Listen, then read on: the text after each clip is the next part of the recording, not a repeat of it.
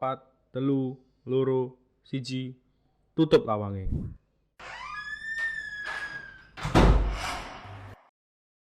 Selamat datang di Rasan-Rasan Show. Pada pertemuan kali ini kita dapat tamu nih, kedatangan tamu dari jauh. cukup jauh, Boyolali, padahal cuma Boyolali. Namanya Fikih Sunnah, bener Fikih Sunnah. Fikus Sunnah, tapi bisa dipanggil Afik sih. Fikhus Sunnah, Afik ini nama yang bagi saya cukup unik karena Fikhus Sunnah itu kalau kita yang anak-anak pondok pesantren itu kan taunya Fikhus Sunnah itu kitab. Jadi saya tuh sebenarnya udah tahu Afik ini sejak lama, bukan lama sih, lihat di Instagram lah. Ini kok nama kok aneh, kok aneh sih ya. Cukup unik gitu, kok Fikhus Sunnah itu siapa? Terus kemudian ya cuma bisa stalking di Instagram gitu, tiba-tiba beberapa minggu ini ya, beberapa bulan ini menghubungi saya, kemudian minta bantuan karena penelitiannya terkait dengan saya diminta untuk membantu si Afik ini, panggilannya Afik walaupun namanya Fikhus Sunnah, tapi panggilannya Afik ini. Biar gampang aja sih. Iya, gampang. Untuk membantu dia dalam penelitian skripsinya. Halo, apa kabar? Alhamdulillah baik sih. Baik, pandemi ini sehat, nggak pernah sakit gitu. Paling kalau sakit sih cuman ya, kan di rumah kan dingin sebenarnya. Rumah kamu Boyolali mana sih?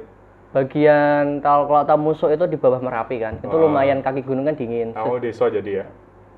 Boleh. Cukup desa ya. Ini sebelum kita nanti membahas kan, karena Rasan-Rasan Show ini random. Bahkan kita tuh ngobrolnya random banget sih. Nanti bisa apapun bisa kita tanyakan. Jadi tidak ada briefing khusus di sini. Kita ngobrol random sekali.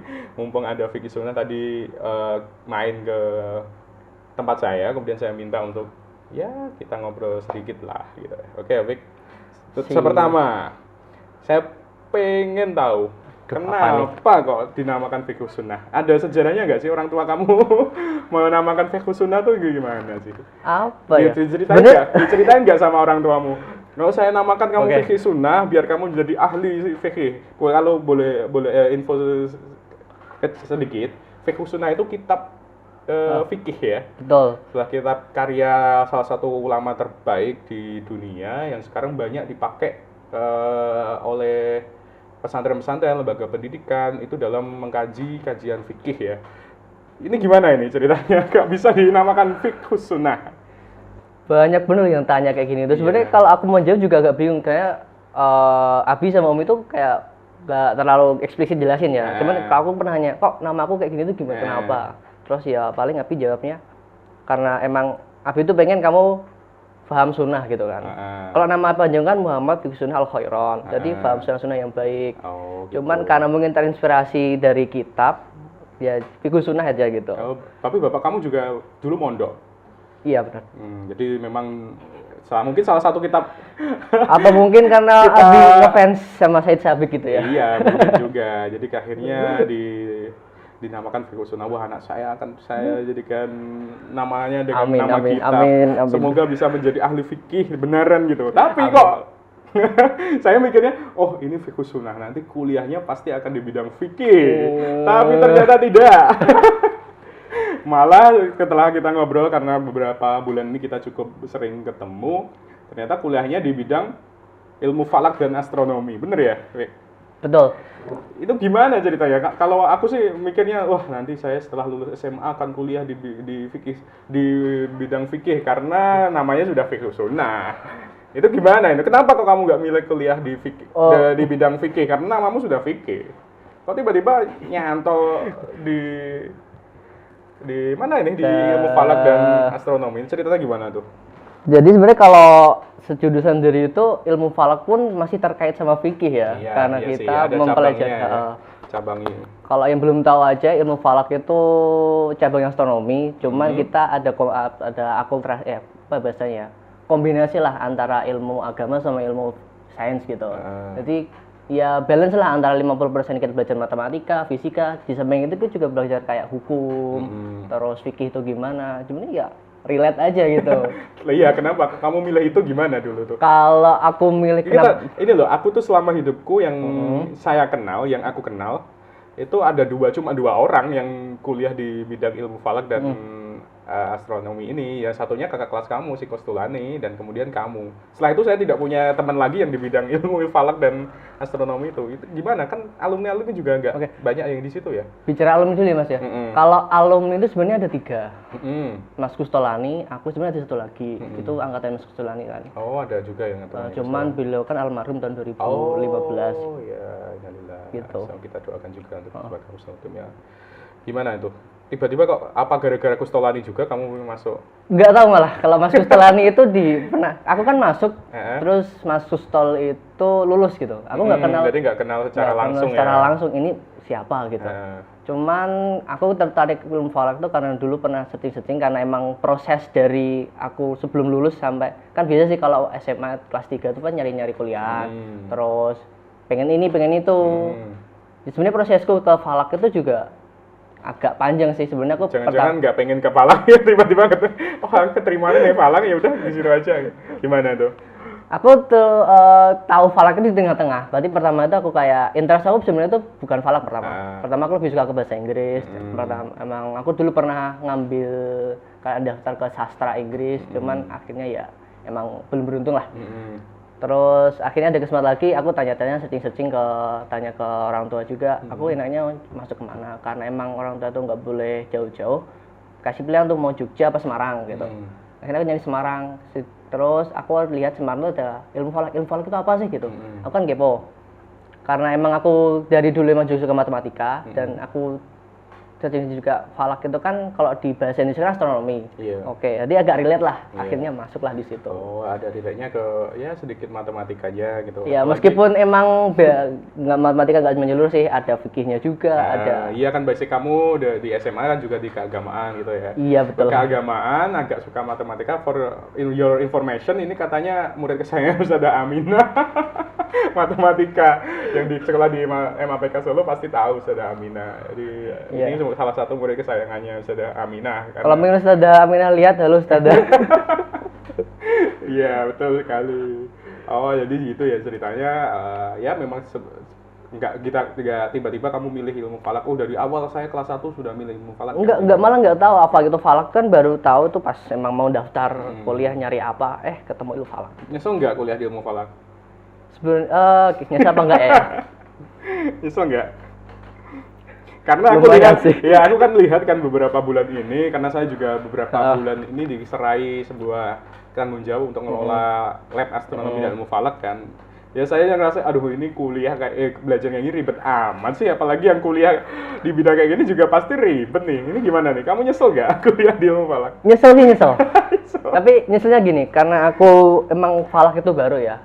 Aku basicnya dulu agama, terjun ke falak. Nyeselnya aku kenapa nggak belajar falak atau astronomi minimal lah dari aku mungkin SMA nyicil lah. Karena emang agak kaget juga sih, ternyata kok pelajarannya kayak gini gitu. Ya overall aku nyesel cuman ya enjoy aja sih, kayak belajarnya kompleks gitu. Iya sih, saya lihat banyak. Aku lihat tadi sempat ngelirik laptopnya Afik ini. Isinya Excel semua. Aduh, ini pelajaran akuntansi atau apa sih ini? Itu salah satu metode aja sih. Iya sih, iya karena ada perhitungan khusus yang harus presisi mengenai ya bulan, matahari dan lain-lain. Ya oke lah. Gimana sih kuliah di ilmu falak itu seperti apa? Oke. Ilmu falak itu cerita sejarah dikit ya? Dikit aja. Oke, boleh. Jadi ilmu falak itu sebenarnya jurusan yang bisa dibilang baru karena pada zaman dulu pun belum ada gitu. Baru mungkin sekitar tahun 2000-an ada ilmu falak. Kalau dibilang angkatan, mungkin aku masih akan angkatan puluhan ya. Ilmu falak itu muncul sebenarnya kita itu masih kalau sekarang itu masuknya ke Fakultas Syariah dan Hukum. Yang notabene itu belajar masalah fikih, masalah hukum. Betul. Tapi mungkin ada orang bertanya, kenapa kok ilmu falak yang notabene astronomi masuknya ke situ gitu? Ada sejarahnya tuh. Jadi sejarahnya dulu tuh emang salah satu kualifikasi hakim itu kan harus bisa ilmu falak, alias perhitungan tentang ru'yatul hilal atau itu. Makanya karena dulu itu yang minat banyak, jadi dulu tuh masuk ke hukum ahwal syariah. Kemudian itu jadi satu mata kuliah pilihan lah. Akhirnya ada yang mencetuskan untuk didirikannya suatu jurusan ilmu falak gitu. Kalau ada yang nanya kita belajar apa, kita tuh ada pokok yang harus kita tahu gitu. Betul. Yang pertama itu tentang arah kiblat, terus awal waktu sholat, Iya. gerhana, sama satu lagi bentar. Tadi apa? Arah kiblat, awal waktu sholat, gerhana, sama penentuan awal bulan. Itu yang sebenarnya pokok pembahasan kita. Cuman tergantung kita interestnya apa. Kadang temanku ya ada yang tertarik ke fotografi, terus dia juga moto-moto kayak astrofotografi lah bisa dibilang. Terus ada yang suka tentang pemrograman, terus bisa ngotak-atik program kayak gitu. Ya ini info buat mungkin adik-adik nanti. Mungkin ada yang tertarik masuk ilmu falak. Ini kamu bisa promosi bisa dapat ke junior nanti yang bisa jadi junior kamu. Karena di bawah kan belum ada sekarang. Ya makanya itu tadi kenapa kok saya bilang aku bilang baru 2 orang yang aku kenal. Setelah itu kan nggak ada lagi. Sampai sekarang belum ada lagi adik kelas yang dari MAPK Solo yang masuk ke belum ada. Ya ini kamu harus promosi nih ke adik-adik kelas kamu. Apalagi sekarang di MAPK Solo ada lab astronomi kan. Itu jadi modal sebenarnya ya. Jadi modal. Jadi kalau sudah punya basic, kita sudah punya tahu cara neropong, kemudian tahu belajar dasarnya penentuan arah kiblat, melihat penentuan awal bulan, itu cukup punya dasar ya nanti ketika bisa kuliah di gitu. Ya kamu sesali tadi kan waktu di SMA nggak ada ada pengetahuan gitu kan. Ya kayak masuk, kok kaget mata kuliahnya gini gitu loh. Kita belajar fikih, belajar hukum, tapi juga belajar matematika. Ternyata kalau emang benar niat emang harus dari awal belajar gitu. Oke, kita sudahi dulu pada pembahasan karena itu ilmu rumit. Saya sendiri sudah beberapa bulan ini berkecimpung di Mufalak walaupun otodidak, belajar bukan secara pendidikan gitu, tapi belajar langsung sama ahlinya Ustadz Aher yang dari Asalam itu, belajar secara privat gitu, tapi juga kadang ini pusing juga di urusan kayak gini. Oke. Saya sempat lihat kepo-kepo lah di medsos kamu, walaupun kamu anak ilmu falak tapi kamu cukup aktif di beberapa organisasi dan saya lihat pernah ikut jadi volunteer di Asian Games ya, bener ya? Asian Games 2012 sama yang terakhir itu ikut ASEAN School Games di Semarang. Di Semarang. Ini cukup pengalaman yang cukup menarik. Bagi saya juga, bisa ikut euforianya, bisa tahu di dalamnya kegiatan Asian Games yang itu mungkin belum tentu nanti 20 sampai 20 tahun ke depan Indonesia menjadi tuan rumah lagi. Bener. Itu gimana ceritanya? Kamu kok bisa jadi volunteer ilmu falak, volunteernya ke Asian Games? Oke, itu alasan pertama tadi ya, emang karena ini event langka, why not gitu kalau kita mau nyoba. Jadi emang itu volunteernya itu memang ada perekrutan terbuka gitu ya? Iya, atau ada perwakilan yang mengambil enggak sih, kita rekrutmen terbuka kok. Emang dari Kemenpora itu membuka suatu rekrutmen, siapa yang pengen jadi volunteer silakan ikut gitu. Gitu. Jadi daftar gitu ya secara sukarela. Itu juga kan dulu ada Jakarta sama Palembang. Itu kamu milihnya Jakarta ya? Jakarta. Itu prosesnya gimana? Kok bisa kamu sampai tertarik gitu? Selain ini event langka, ada yang ngajak lah, ada yang tiba-tiba kamu cari-cari dapat info kemudian aku tertarik nih dengan event ini ikut jadi volunteer. Oke, jadi gini, buat teman-teman yang mungkin lagi kuliah ataupun yang belum kuliah, mau kuliah gitu.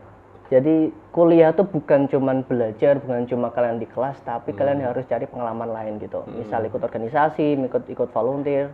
Kalau aku tipe orang yang aku memang di ilmu falak mungkin nggak terlalu menonjol, mungkin nggak terlalu bagus. Aku coba carilah, mungkin cari organisasi lain, cari pengalaman lah.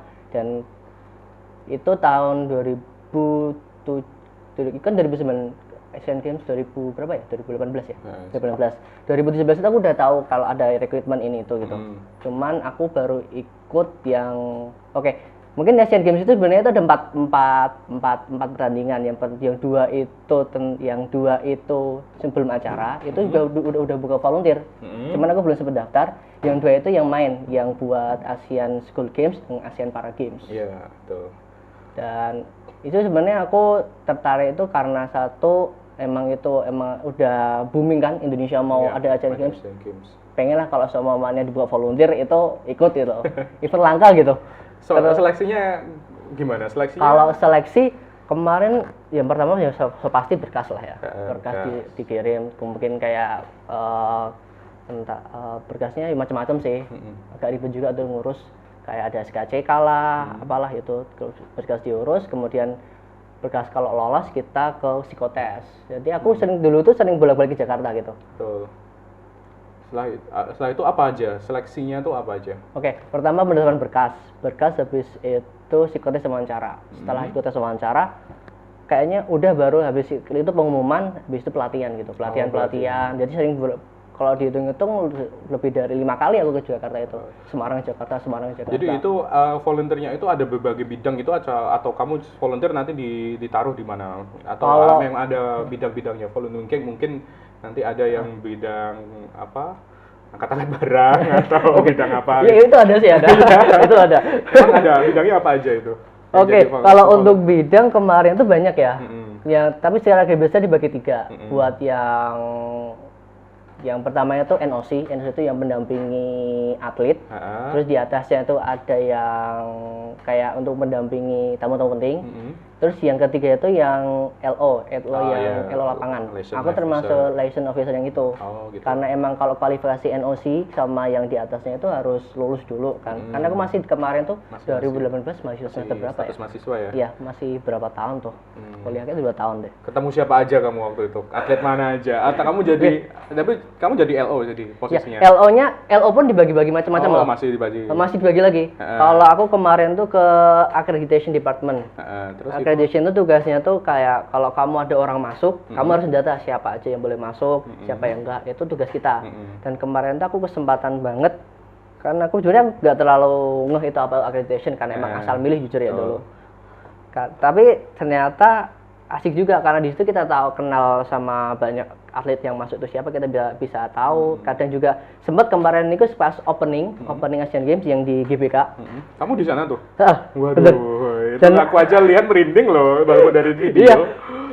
Tapi emang aku nggak bisa melihat mainnya karena aku itu harus jaga tugas ya. Meskipun kalau mau aku masuk itu boleh kan, tapi janganlah gitu. Iya, profesional.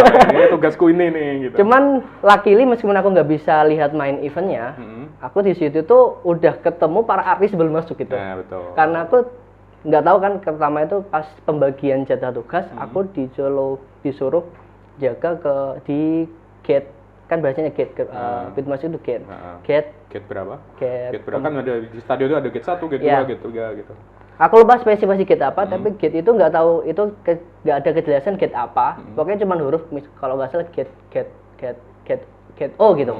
Cuman aku lali spesifikasinya, tapi aku nggak tahu. Aku sudah diajak gate O, oke aku nggak apa-apa gate O gitu. Cuman ternyata di situ itu pas aku datang ke event, pas ke GBK-nya, ternyata gate khusus artis masuk. Buset. Jadi bisa ketemu Raisa, ketemu Fatin, dan sempat foto bareng juga. Waduh, masa ya? Iya. Oh iya, jadi gate-nya yang artis-artis yang jadi pengisi ya waktu itu ya di sana ya. Sebelum mereka masuk kita udah tahu mereka dulu kan loh. Oh iya, kan udah ada di daftar kamu kan, ada di daftar itu. Kemarin juga pas artis Korea siapa tuh Suju ya kayaknya. Oh. Itu juga sempet ketemu juga, kalau mungkin cewek-cewek pas bakal teriak gitu. Iya sih. Artis Korea gitu. Lumayan. Itu kamu berapa hari itu di sana di Jakarta? Kalau harinya lupa, tapi kalau dihitung sebulan lebih lah. Kalau sama persiapannya mungkin sebelum acara, setelah acara mungkin lebih dari sebulan. Tapi juga disiapin tempat tinggal gitu kan? Atau sebenarnya sih dia dulu. Cuman karena kita mungkin kekurangan mes karena kan dulu kan di Atlet Village yang sekarang buat untuk rehabilitasi orang yang corona COVID. Dulu itu Wisma Atlet, bahasanya Wisma Atlet itu dulu kan di situ, seharusnya kan di situ karena emang full buat atlet, kita diminta untuk nyari tempat gitu. Cuma gitu. Jadi sendiri nyari tempat sendiri. Iya. Itu asik juga sih sebenarnya. Karena kenapa kita kan bingung nyari kan. Aku sebenarnya dari tapi Semarang. Tapi carinya tuh sama teman volunteer gitu. Kebetulan dari Semarang itu aku punya bareng temanku itu 4 orang. Kalau dihitung 6 orang ding, 6 orang. Kalau 6 orang itu kita bingung mau nyari tempat di mana. Tapi akhirnya kita cari di grup lah. Akhirnya bareng sama 20 orang kita nyewa satu kontrakan. Yang kita sengaja nyari yang lebih agak jauh dari venue-nya, dari GBK atau Mampa itu, supaya kita dapat lebih biaya lebih murah. dapat kenalan banyak orang ya. Di volunteer teman kamu dari mana aja sih? Coba nggak solo, nggak harus semua sih, tapi kira-kira ini dari kampus mana, dari daerah mana itu. Kalau kampus sebenarnya nggak cuma orang kampus juga iya, ya. Karena bukan orang kampus juga, tapi rata-rata macam-macam sih, kayak ada dari Jawa, dari luar Jawa pun juga ada. Cuman ya kalau teman-teman aku kemarin aku kasih itu kebanyakan sih orang Jawa sama Jakarta gitu. Sampai sekarang bisa deket nggak? Masih komunikasi nggak? Kan kadang setelah event itu ya udah kita cuma relasinya hanya event. Tapi sampai sekarang masih Masih. Ya walaupun kadang sebatas cuman lihat Say view, hey, kalau dia bikin story aku komen gitu. Tapi lumayan ya udah. Itu pengalaman sangat mengesankan. Kalau kita nggak tahu nanti 20 tahun ke depan masih ada event atau tidak, event itu atau kalau nggak salah itu 60 tahun sekali baru bisa dapat. Iya, makanya itu. Padahal kayaknya pertama kali ada Indonesia menjadi tuan rumah Asian Games pada zaman Soekarno kayaknya ya. Tahun 90-an. Aduh, beruntung sekali kamu. Itu alasan utama emang. Iya sih. Tapi setelah itu tetap ada juga kamu ikut di Asian School Games School Games ya. Asian School Games. Itu juga langsung terkait yang kemarin ikut volunteer di langsung direkrut atau gimana itu? Kalau itu beda lagi. Jadi tetap rekrutmen baru lagi. Rekrutmen baru karena ini eventnya Semar. Jadi kalau Asian Games itu tadi eventnya itu se-Asia. Kalau Asian School Games itu eventnya khusus untuk anak sekolahan SMA. Terus se-ASEAN. Se-ASEAN aja. Lingkupnya lebih kecil ya? Lingkupnya lebih kecil, se-Asia Tenggara doang. Dan itu rekrutmennya juga beda sama kayak dulu. Karena ini panitianya adalah Jawa Tengah, jadi emang yang membuka rekrutmen Jawa Tengah. Oh gitu. Jadi lebih anak daerah, putra daerah diutamakan dong. Iya, kemarin tuh emang kalau sistemnya yang ASEAN School Games itu kemarin per kampus gitu. Gitu. Seleksi kampus dulu. Jadi aku daftar ke kampus, kalau kampus sudah dapat berapa orang baru disetor ke yang provinsi gitu. Oh gitu. Aku dengar juga, pernah lihat juga, kamu nggak tahu ya, aku spesifiknya apa ya, tapi XL Future Leader itu juga, iya kamu juga ikut ya? Itu gimana? Kamu ikut atau seperti apa itu? Kalau itu sih sebenarnya itu XL Future Leaders itu. XL Future Leaders, oke. Betul ya. Aku pernah, soal zamanku waktu kuliah itu juga sudah ada waktu itu, tapi teman-temanku juga ada yang ikut juga. Itu bener, kamu ikut itu? Iya. Kamu beruntung sekali. Ya termasuk dari orang beruntung gitu. Nggak tahu kenapa bisa lolos. Itu gimana itu? Itu ceritanya gimana kok bisa ikut? Mungkin cerita dulu ya apa itu XL Future Leaders gitu ya. Kamu sekarang jangan-jangan duta XL Future Leaders. Jadi XL Future Leaders sebenarnya bukan duta-duta kayak duta samurai, bukan. Tapi cuma XL Future Leaders itu sebuah beasiswa sebenarnya.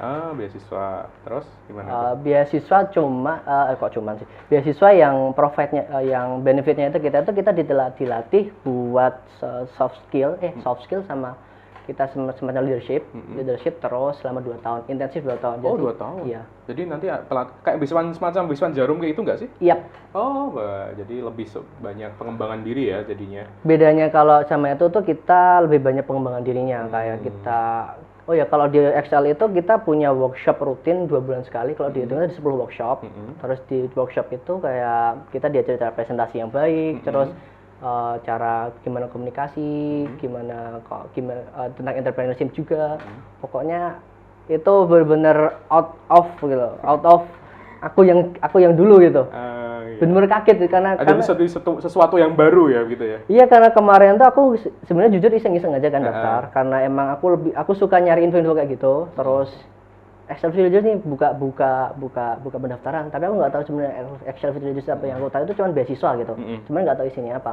Akhirnya aku daftar, terus dan di kampusku belum ada yang pernah lolos di situ, nggak ada satupun sama sekali. Iya, setauku itu Excel Future Leaders termasuk ketat ya. Bener, seleksinya. Karena seluruh Indonesia itu cuma 150 orang yang bisa. Betul. Jadi kamu termasuk yang beruntung itu.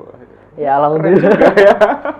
Jadi gini info ya buat teman-teman yang terutama anak APK Solo ya, yang ya anak agama, minder dan lain-lain. Ini buktinya ada Mas Afik yang walaupun anak agama, kuliahnya di ilmu falak, bisa jadi volunteer di Asian Games, kemudian bisa ikut beasiswa XL Future Leader. Jadi memang tidak walaupun kita dari jurusan keagamaan tidak menutup kemungkinan bahwa kita bisa ikut acara apapun itu juga acara apapun, event apapun itu kita bisa, asalkan kita mau dan ikuti kualifikasinya, ikuti administrasinya secara baik.